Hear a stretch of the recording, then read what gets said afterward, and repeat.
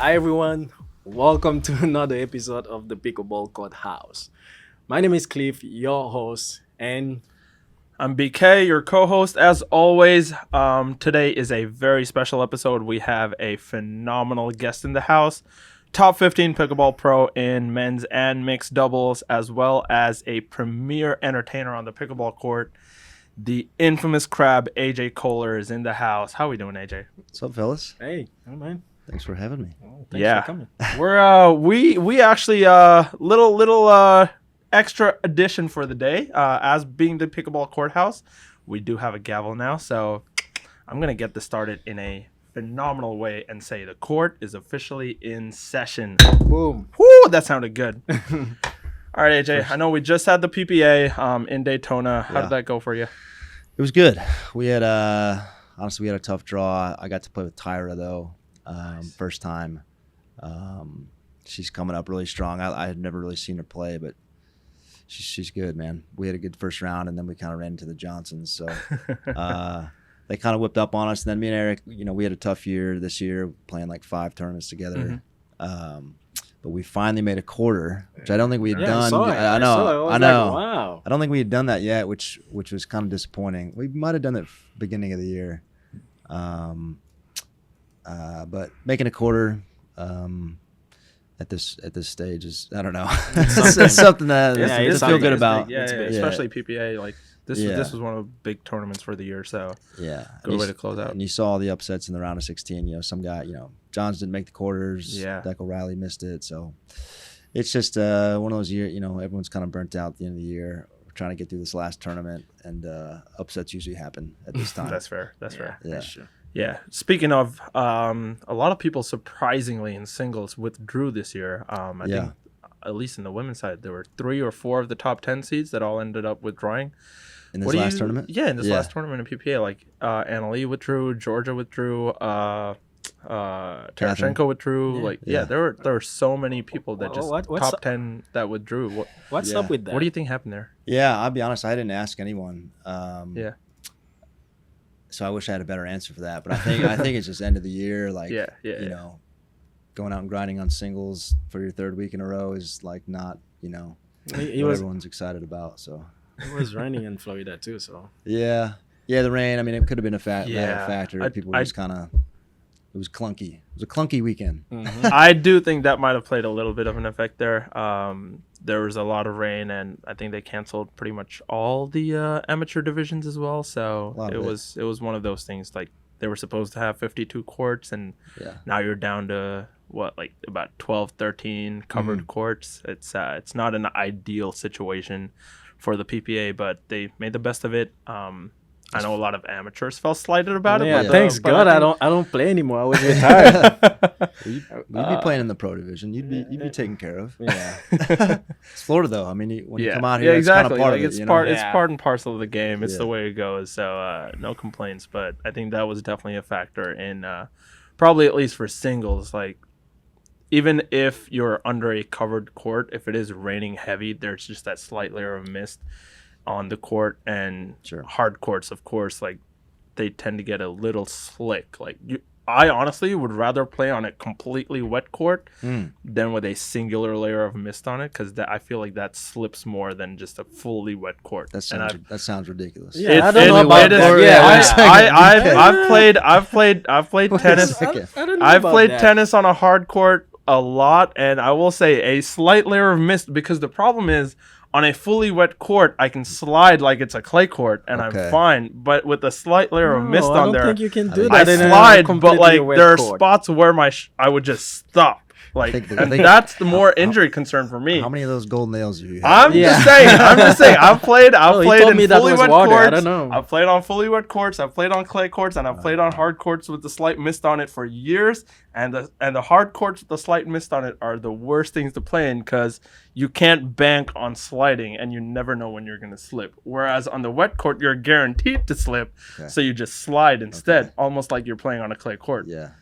The passion you're showing for this argument means that I'm not going to push. No, I'm not going to push back anymore. I'm a tennis guy through and through. It's I honestly probably on this point I probably have you beat on experience. I'll take your word. What is next for you, like for the year? I think the year it's over. So anything else? Yeah. So the last MLP kind of got shrunken. So RIP Black Diamonds. You know, we didn't really get it done. Didn't make it in the top 4. So that's over. But PPA finals, which I think I snuck into in the men's side. That quarter. Yeah, that quarter. That quarter. It was tight. It was tight. He's doing his magic. Like for this last tournament. So a couple other guys lost that were kind of hovering around the edge, and I think I'm in. I don't know what the format of that looks like, but we'll be going to San Clemente for the finals. Okay. Whatever that looks like, I have no idea. Yeah. Yeah. Before we do dive into the MLP and PPA stuff, just for those people that haven't either met you or seen you play before, how did you get into pickleball, and what brought you to this stage where now you're competing in the PPA finals? Like, how do you get here? It's a great question. It's been a long journey. Yeah. Started in probably 2018 when I moved to Vegas. I'd been shown the sport by my aunts. Been said 1,000 times, but when I moved to Vegas, I knew nobody. I just kind of moved there because I wanted to, and I figured I had to meet people, so I started playing pickleball all the time. Okay. You know, it was something like this, the whole racket sport thing. Obviously, I was a hockey guy growing up, but there was like an itch that had to be scratched for me in the racket sports. Like, I played tennis in high school. I kind of liked it. I kind of didn't like it at all, but like, I thought I was okay at it, and I was like, this is kind of cool. Like, it's totally different than hockey. And so I wanted to kind of pursue a racket. Once my hockey career was done after college, I wanted to pursue a racket sport so bad for years. Tried ping pong, tried playing tennis. I actually looked into squash. I looked into paddle. What's the one with the cage around the deal? Yeah, the platform. No, platform. Platform? Tennis. Oh, yeah, platform. I looked into that. Yeah. So I tried all these different sports, and then I found pickleball, and it just like, I don't know, it clicked. I was like, this sport was meant for me. It's fast hands. It's you got to be semi-athletic. Yeah, maybe above average athletic. Fast hands. It's, you know, it's kind of like ping pong. I was a good ping pong player too, and so I kind of just dove right in.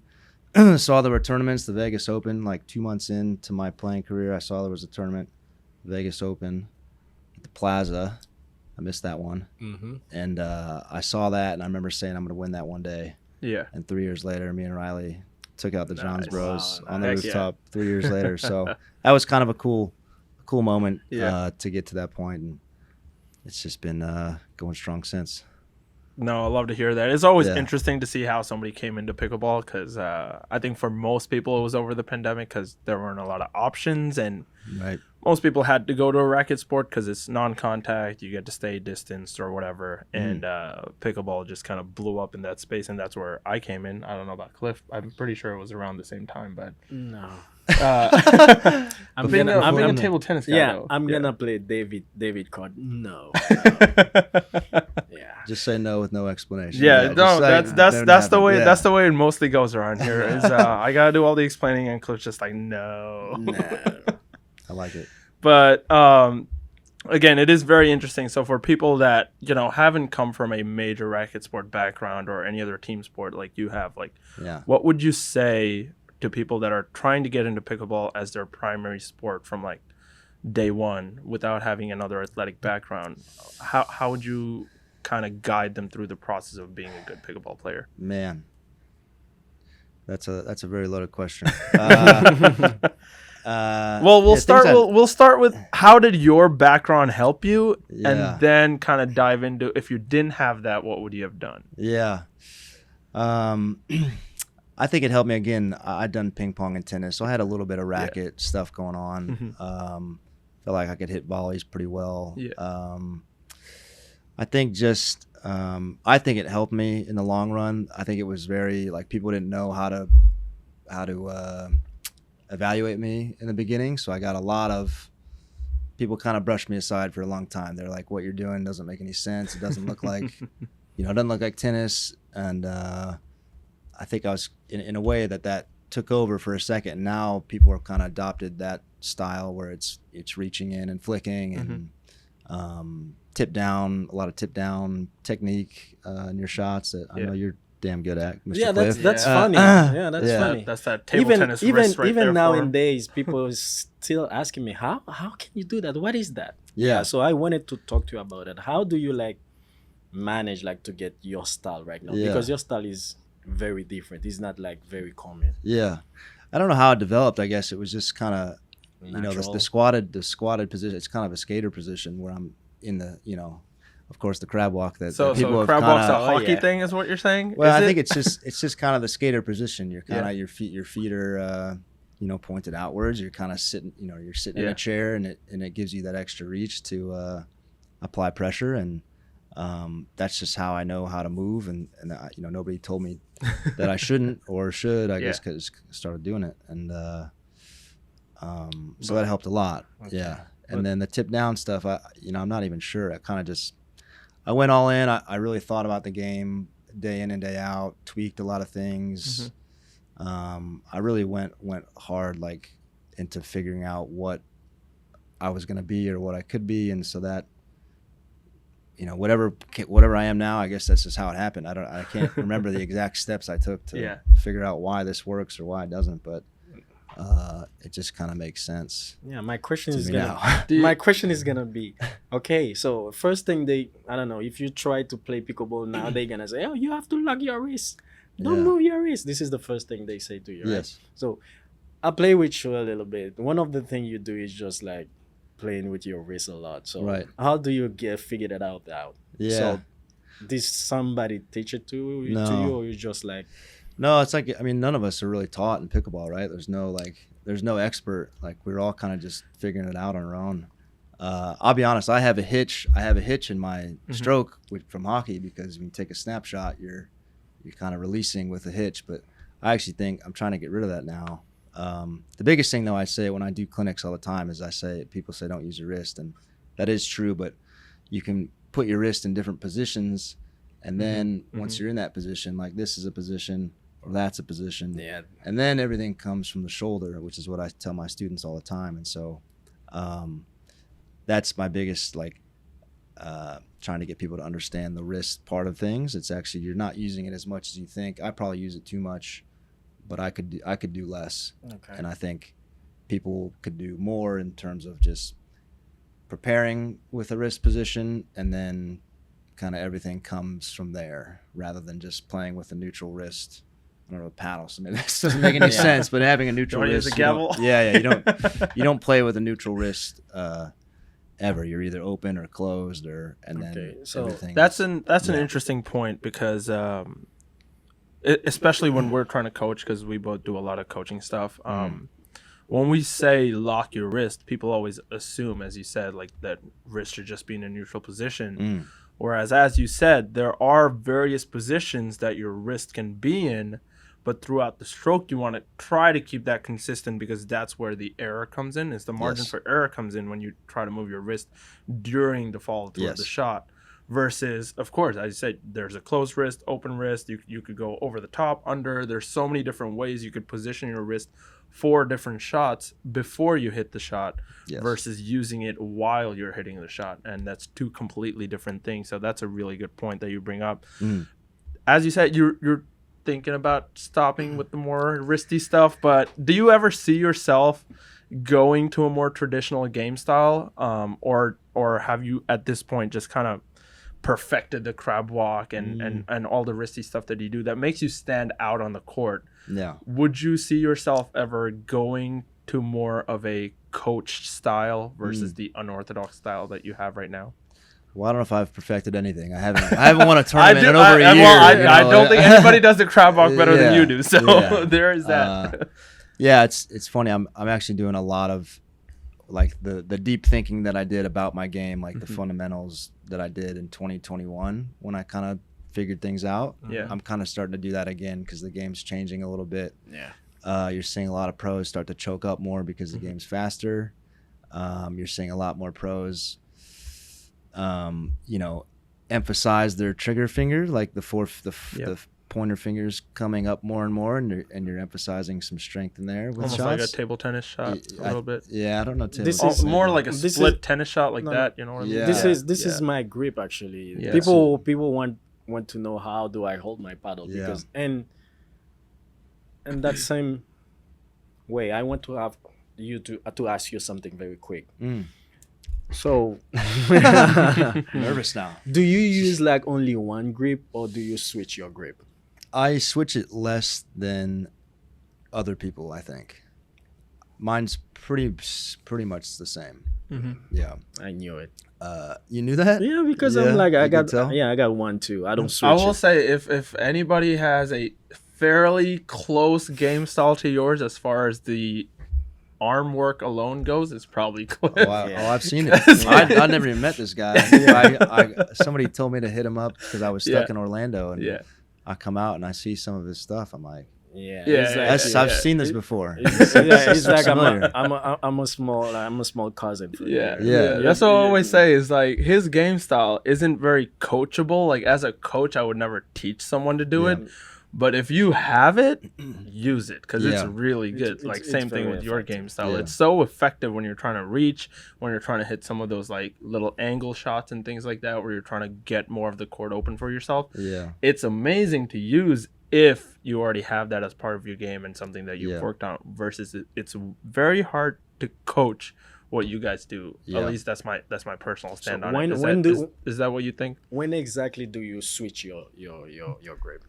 It's only when you really have time. If your opponents are back off the kitchen, like I said, a lot of people are starting to choke up more. And one of the things of your game is you still play. I mean, I should have brought a paddle. Yeah. Give me that gavel. Give me that gavel. Yeah. I can't touch it unless it says Takea. No.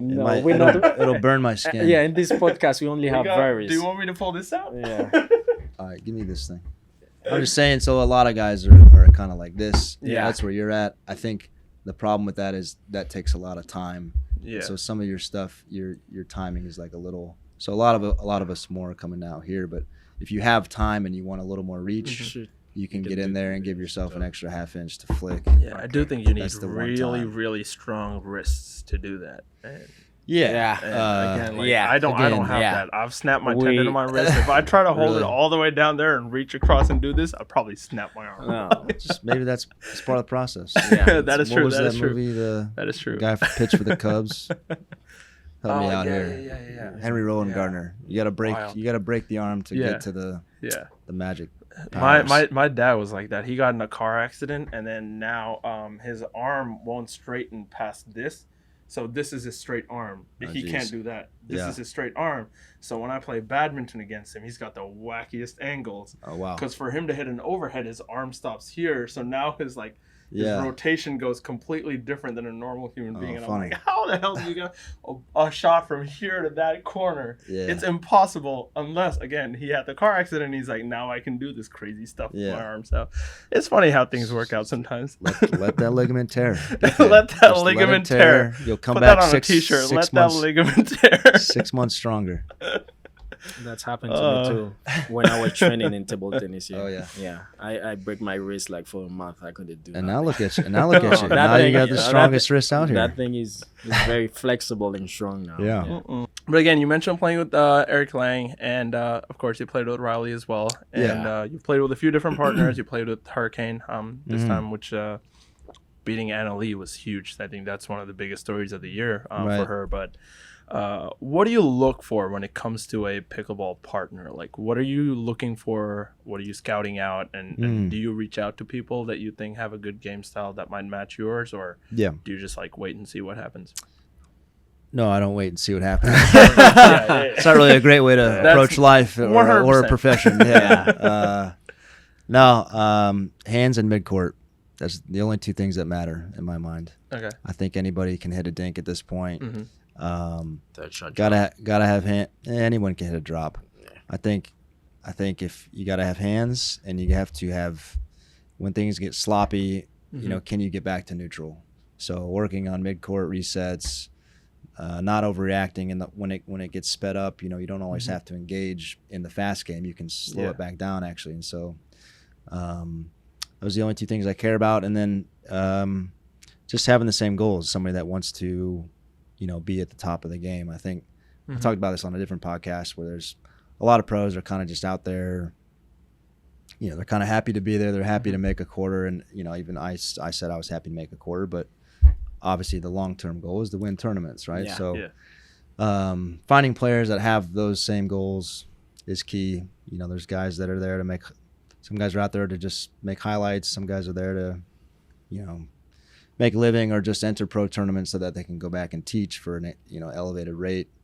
Of course, I'm in this to try and be, one of the best in the game. And the second that I think that I'm not gonna, or I can't get there, or I, won't get there, you'll never see my ass again. So this is why I don't play anymore, guys. Yeah. So you got to go for the top, and guys that want that are the ones that I look for. Yeah. Do you find yourself, like, when you're playing other people, after the fact, looking back and thinking, oh, this guy that I just played might have a good game style that might match mine, maybe I'll hit him up and play the next one? Or is it just competition, you're in the moment, and then once you leave, you don't kind of look back on it or think about potential future partners of people that you play against personally? Yeah. No, you notice right away. Yeah. If you notice a guy's got a great backhand flick that jumps off the page, again, if you notice they don't, when it gets sped up, they don't just start swinging wildly and then, they know how to reset. Yeah. The game. They have the candor's not the right word. I don't know what the right word is, but they have the wherewithal to say, hey, I'm in a defensive position. I'm behind in the hands battle. I'm going to bump this back so that I can get back to neutral. That stuff jumps off the page. And so you don't even have to look for it. Like, you see it and it kind of like, it's like, clicks. Wow. Yeah. It's like seeing LeBron James at 13, something like, it doesn't take long to realize that's different. Yeah. So, yeah. Again, you have a very unique game style. So do you find that you can almost play with anybody, or is there a certain type of player? No. Like I said, there are plenty of pros that don't have great mid-court ability, and some guy, and there's stuff that goes into that, like the type of paddle you choose. I think guys have chosen if you go for a thinner, longer paddle, you're basically deciding, all right, I've committed my game to being more offensive, and my defense is going to suffer. So someone like that, you see right away, all right, their midcourt might not be great. When I lob and things get wacky, they're going to struggle and they're not going to like that. And no, I'm admittedly, I'm not an easy player to play with. Like, I want to scramble. I want the athletic plays, and I want to get creative. And it's not just for the hell of it. There's a reason behind the madness, I guess. But it doesn't always translate to some people, I guess. Okay, this is what we're gonna do right now. Give me 3 months. I'm gonna train, and I'm gonna be your partner. See, here's the thing, though. Here's the thing. My mentality has always been there can only be one chaotic, crazy person on a team at any given moment. No, we're not crazy. And you're crazy chaotic, and he's crazy chaotic. We're gonna drive people crazy. We're gonna drive people crazy. They're gonna see stuff they never seen before. They're gonna see what the heck is happening. I think the way that'll go is we'll either be unreal one week and then we'll lose first round the next week. Yeah, because how chaos goes. Because what you just say, this is the way I am too.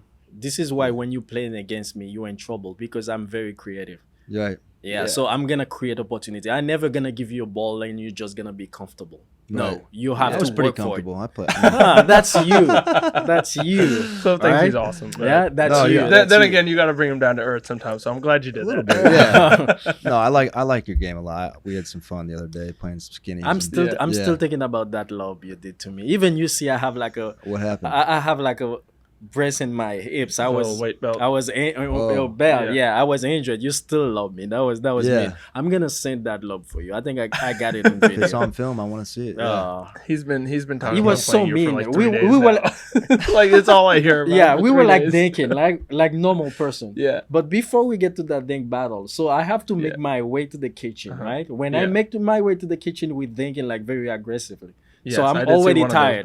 Like we talk about like a 30 ball point, like, and at the at the last moment, I think he's gonna do a thing. He just flick it over my hand. And I'm just watching that ball going over. Ain't nothing I can do. I was like, you know why? I'm gonna keep playing with you because you make the travel. And you complain because it's the exact same thing that you would have done if you were in that position. It's the exact same thing that you would have done. Oh, I tried to lob him one time, man. He get the ball back. He get it back. Can't lob a lobber, man. I know. Yeah, I've seen it all. Yeah, no, we made a video on lobbing the other day, and Cliff's go-to. Anytime you lob Cliff, I'm gonna lob he's you gonna back. lob you back. Like it's guaranteed. Oh, wow. I'm pretty good at it. Yeah. It's like if you lob Cliff, he'll run all the way back and then lob you from the baseline. And he's really good at it. This is what people don't get. This is what I'm telling you. I'm creative. This is just a strategy, okay? If you lob me, that means you take control. You take over the kitchen, right? If you do a good lob, that's gonna give you the advantage. You put me back. If I lob you back, I get it back. So now instead of me going back, I lob you back. I'm coming to the kitchen now. Do whatever you want to do. Right. Yeah. Yeah, I don't know if that's most people wouldn't recommend lobbing from past the baseline. I will give that's not what I do. But love, you need to. This is what I'm telling you. This is not something everybody his can do. technique allows him to do it because he's very because I used to consistent do. with the I used to baseline play lob, table tennis. This is what people don't get. I used to play in the table. Okay, Yeah. I'm playing like 20 You don't feet lob. back. Yeah, Oh, with a yeah. small ball. Right. Somebody's mashing the ball at me, and I'm getting that ball back. yeah. If I can get it back with a small ball, this is what people don't get. I can get it easily with like a pickleball ball. That adds up. I'm not gonna argue that again. The passion from that argument, I'm not gonna. Yeah, fight that's it. that's one of the things he's very passionate about. Like the whole time I was making that video, I was like, if somebody lobs you, you gotta run back. You have like a few options. You don't have to gotta do try to drop it, get yourself back in position. Yeah. Or the De La Rosa is like a last resort if you want to just go back and like drive the heck out of it. That's satisfying. Yeah, and I personally, I'm a tweener guy. I that. played tennis and badminton. I used to tweener a lot, Yeah, so I it's tweener good. every lob. Yeah, it's pretty. And You love him, he's I'm gonna fairly tweener it. consistent with the And tweener. I'm fairly I consistent love when he with the tweener the ball because I'm already at the net. I'm just gonna smash it at his feet. Yeah. But my tweeners are it's good. fast. My He's gonna tweeners get are it if good. I drop it. I drop it. I always get the ball back after my tweener, and I think I win 80% of the points that I hit a tweener on. So yeah, I have that because usually we play statistic. You just we pull out your play ass. together all the time. wanna go check the tapes. I got all my games on YouTube, and I get more points than I lose off of my tweeners. 80% tweeners and wet courts. Yeah. BK is on wet one. court. He's on one today. I won one. I won one. We got three chaotic people on here right now. But you did talk about how you like certain types of paddles and how you look for that. Like thinner, elongated paddles do give you more power. Right. If you want a more controlled paddle, like thicker cores, all the different things that go into it. You've been playing with the Takia for a while, and it does seem to do really well for your game. And I've seen you play with it for a while. What do you look for when it comes to picking a paddle or something that kind of suits your game? What's your go-to when you're looking at a new paddle for the first time? Yeah. So the one we've designed, I kind of like the old school style surface. I like that spray grit with some old school graphite. For me, it just there's a get off the paddle quality to it that it just doesn't. Some of this T700 stuff, I don't know if that's what that is, but it just stays on there too long for me. So that's why I've kind of gone to the more old school surface. And then, elongated. Again, I've been mulling over my head that the game's getting faster and faster if I should go to a 16x8. For now, I use this 16.5, which everyone uses. But, yeah, just a little extra reach for that, That's what I'm accustomed to. Thickness, 16. Again, it just kind of – that's what I've used for a while, a little bit of natural feel. In the hands battles, it allows a little bit of dwell time so that it kind of – stays on your paddle for a bit, as you come through with the thinner stuff. It kind of you're just kind of bapping it, whereas I feel like I can get it down better with a 16. So that's why I use what I use. And I think we're about to sell these things Jan 1, so keep an eye out for that. I know you got your new paddle, but I'll get you one if you want to up your game. Give me one. I'll get you one too. Okay, this is what I used to do. Yeah, they used to send me like every company I used to review the battles. Yeah, I used to. Oh, you do that? Okay, yeah. But now it seems like I don't know, but yeah, I used to do that. Yeah. Conflict of interest. I'll start doing it. I'll do it with the paddle. Don't worry about it. Right. Anybody wants to do a paddle review, hit me up. again, like I've been playing with Plus Paddle for a while. I've had the 6-0 before. I still use the 6-0 every now and then. It depends on conditions. Like if I want more power or more control, I'd sometimes switch around depending on, especially playing here in Florida, it gets so hot. When you're playing indoors, like we do at Clear One, the ball's a lot harder. So it's harder to control with a crazy power paddle versus when you go outdoors and you play with a Franklin, that thing turns to mush. Right. So I feel like, at least personally, I get the same feeling of hitting a control paddle indoors with a Dura that I get hitting a power paddle with a Franklin outdoors. Like for me, my game style remains the same. My shots remain the same when I do that. So it's just something that to keep an eye out for. But when you do pick up a new paddle, especially I've been playing with composites for a while. I've played the Gamma for the longest time. I had the Legend, the Riley paddle, the 206, and then I switched to the carbon fiber once the carbon fiber stuff came out. Sure. And it's interesting going between power and control because there is a case to be made. As you said, the game's getting a lot faster, more hands battles, more stuff going on. Do you ever see yourself like preferring control over power or power over control? What do you look for in terms of just that regarding your play style, especially since you're such an aggressive player for the most part? Yeah. Do you look for more power, or do you find that you're able to generate so much power that you want something that kind of holds you back and gives you more control? Yeah. I feel like I've if someone's trying to pick up or figure out what paddle they want to use, in general, it's like if you already have good power, then you should use something with more control. If you're already a touch player, use something that has more power because it kind of offsets or it'll enhance the weak part of your game. I like the control part of it. I just like to be able to control the point.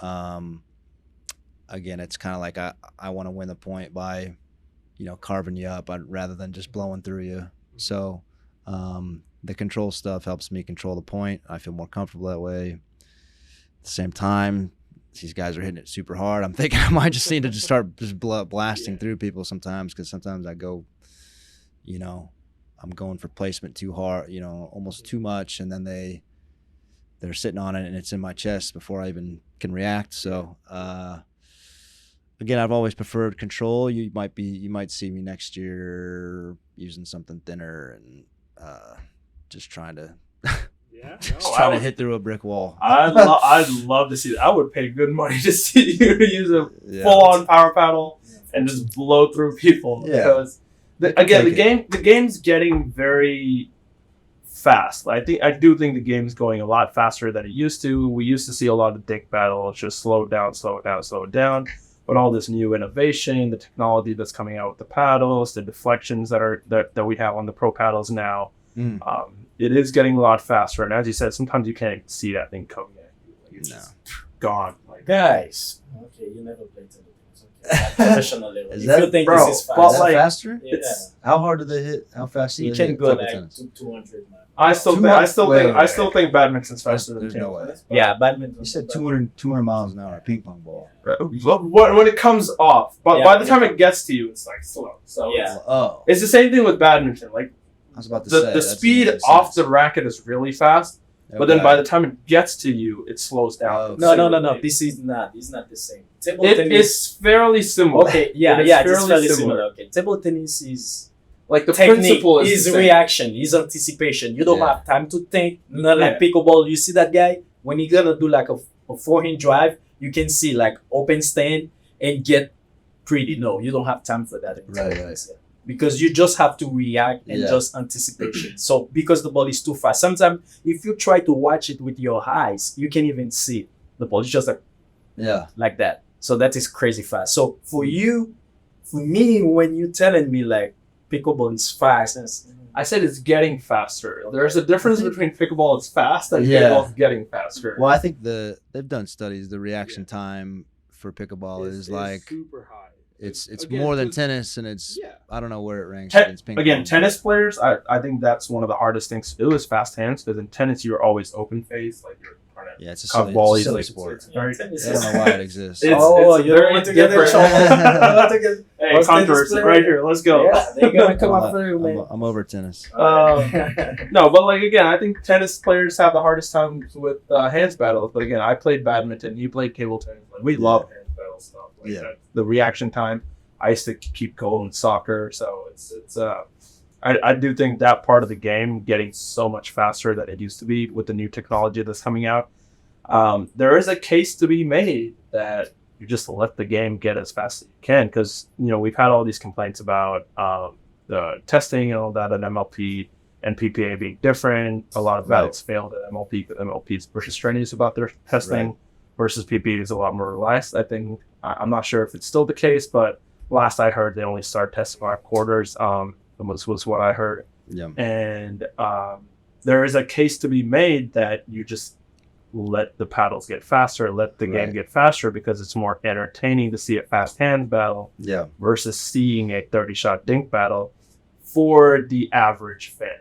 Let me put it that way. I think an advanced player or somebody that's been in the game for a while appreciates the dinking aspect, because we understand how hard it is to do that at a consistent basis and do it at the level that you guys are doing it at on the court, because you could probably pick most players apart just with dinking. Like positioning. Did I tell you what it did to me? Around, I tell you what it did just dinking, you could pick a person apart. Versus on TV, I don't think that translates. I don't think the dinking aspect of it translates on TV, because most people don't understand what you're doing with the dink. They just think you're getting the ball back and played. Versus I've seen you play the sometimes the reach that you do. And taking the ball early, you see somebody who's stepping in, and as soon as they move their left foot in, you're going, boom, let me move them across the other side. Because now I know he's going to be I had nightmare. Come on, stop talking about that. What did I do? The dink rally. Follow club. Let's get this out. Let's get this out. Therapy session. So I didn't get. I'm not used to that, right? Yeah. I can defend myself. Okay, I can keep the ball short. So you can do it. Make sure. Anybody can dink. Make sure nobody attacks it, right? So this is the thing. Even my dink was like very short, like barely like let's say this is the net. My dink like barely come over the net, like to jump in the kitchen. And this guy, right, he's already sitting with that thing waiting for the ball. So now I have to think. He's gonna flick it at me. What he's gonna do to it? And the first time he just do something. I don't know how you call that, like dinosaur. I don't know. Dinosaur.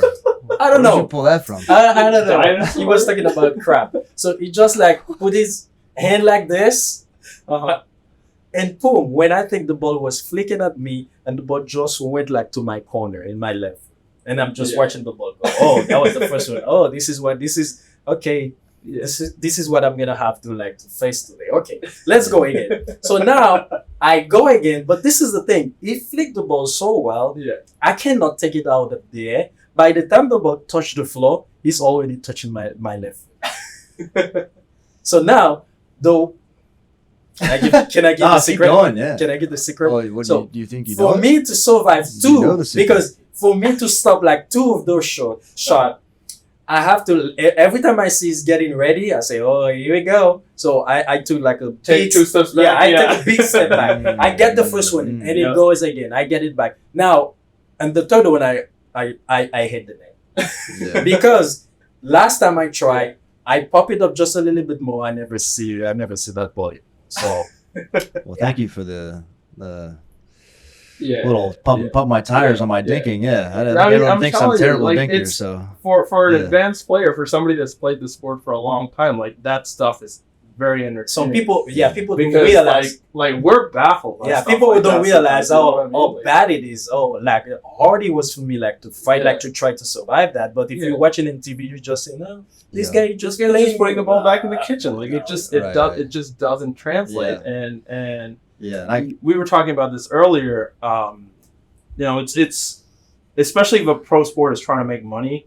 Media rights is where it's at. We've seen it a lot with the NBA this year. They're redoing all their media deals. They came up with the in-season tournament. They're trying to redo the All-Star format. Like they're doing all these different things so that they can get more money out of their media deals, because that is their primary revenue stream. And I think if pickleball wants to establish itself as a professional sport for the public, like on television, it does need to get more entertaining, and the thinking right now just doesn't translate. So there is a case to be made to get the game faster. As probably one of the top entertainers in the sport right now, right? What do you think the sport itself can do, and what players can do to make the sport more entertaining to watch on TV? Yeah. Well, this will probably be the last. I got to run to the airport. This will be the last thing I talk about. But the thing to remember is we're a TV show. Yeah. We need to be a TV show if we're gonna make it far. Yeah. Like that's what all these sports are now. The NBA is doing these crazy courts, and they're doing an in-season tournament. I think that was great that they did that. And the NFL is the #1 TV show on every channel. So it's the replays, it's the whole production value that they bring is unreal. And how can you can only make a sport so entertaining, the argument though against is to go actually to softer paddles so that there will be more hands battles, because the harder paddles end the point too fast. So that's actually the argument there. I've thought about some crazy stuff like having people have thrown out the shot clock and having a tag up line. I mean, I'm all for that. I'm all for trying different stuff. I'm a proponent of rally scoring. It creates urgency. It shows up on TV better. You get a payoff. Every rally is a point. And so I know a lot of players that want to protect kind of the purity of pickleball, and they want to avoid things that create more upsets, and I get that. But we can still do that, I guess, while keeping the sanctity of, the original game. I've always said play music during the matches, something like that. Yeah. More fan engagement, talking during the points, not screaming, but like there's got to be a way where you can, like other sports, like soccer, people are chanting the entire time. Yeah. Not going to get that at a pickleball match, but no. Just little stuff like that. Finding more engaging replays, more engaging camera angles. I think some of the camera angles we use now are kind of. Yeah. Are they awful or are they? Don't talk. Yeah. Remember, this is. We'll have to talk about that next time because I got to split. Sure. But just to start approaching our product as a TV show, and how can we make that, I don't know, more watchable. Yeah. That's the whole thing. Awesome. Appreciate having you on, AJ. Thank you so much for taking the time to come on our podcast. Thanks, this was a great conversation. Hopefully we can do it again. I know you got to get to the airport, but for now, this episode, as always, brought to you by CliffPickleball Vauraus. Go check out the Vauraus on CliffPickleball.com. Use my code BK10. No. He hates it, but no, use my code. I need my commission. Use my code BK10 on CliffPickleball.com. And for now, the court is officially adjourned. We will see you next time. Make sure to subscribe below to Cliff Pickleball, and go ahead, check out BK Pickleball on YouTube as well, and Instagram. And comment below who you'd like to see on Bring Next, and any other topics that you would like to see us discuss. Until next time, we'll see you later.